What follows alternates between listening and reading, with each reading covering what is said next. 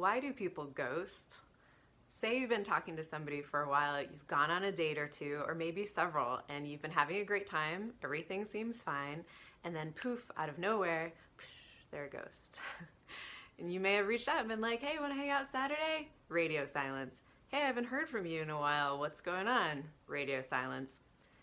It sucks. I know. Trust me, it's happened to me too. It happens to just about everybody this day and age, and I think technology enables that, which is really unfortunate because this isn't something that we would do to each other's face or in person.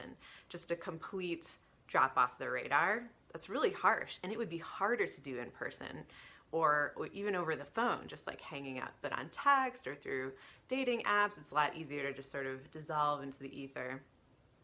I think a lot of people assume that people ghost out of laziness or cowardice, and that's partially true, but I would diagnose it something more akin to conflict avoidance.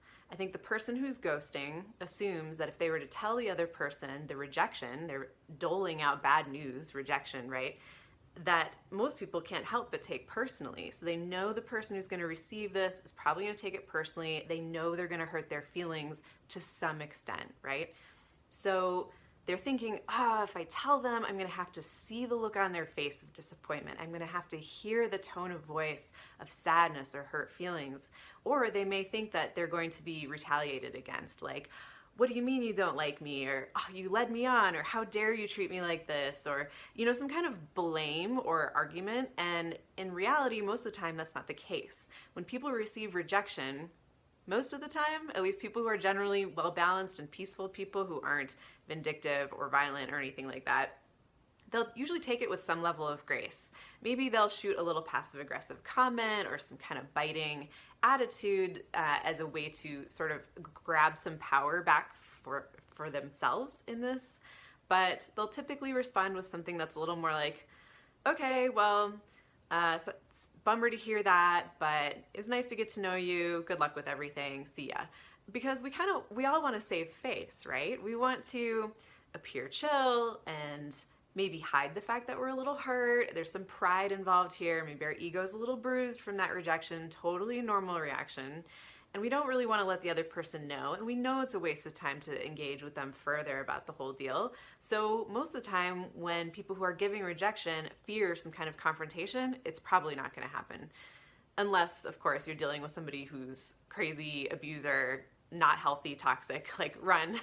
You have every right to ghost somebody who you think is unsafe. But that aside, that's not really what I'm talking about. It's really hard not to take it personally. Rejection feels so personal. And it's important not to beat yourself up about it and try to psychoanalyze everything that went wrong, who said what and what they could have meant and maybe what they're actually feeling, and try to unearth the reasons as to why you were ghosted. You may never know the true reason. You're probably not going to get the closure you're looking for externally, and you can't conjure it up internally based on your own presumptions and analysis. So best to set it aside and move on as quickly and efficiently as possible, because you can just get caught in a vortex, overthinking it too much and calling all your friends and being like, what happened? I did this, and then they said that, and just like running over the past over and over in your head. It's not going to get you anywhere. I mean, it's good to be self-aware, self-critical a little bit, maybe self-analyzing in the, what could I have done differently? Do I present myself well? Do I treat others well in the dating process? Am I coming across weird in some way? Do I put people off in some attribute that I have? Great to analyze that aspect of yourself, just kind of do an assessment.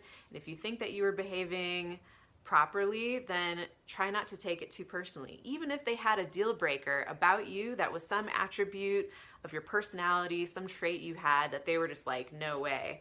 You can't internalize that and then say, okay, I need to now fix that part of myself so I can be better for the next person. That's not necessarily true, because what they didn't like about you might be totally fine to the next person that you meet. So it's not a commentary on some deep down thing that's messed up about you. Unless you do some digging and you do find something that is messed up about you, then yeah, go ahead and work on that. That's great, because then you can make yourself a better catch for the next person.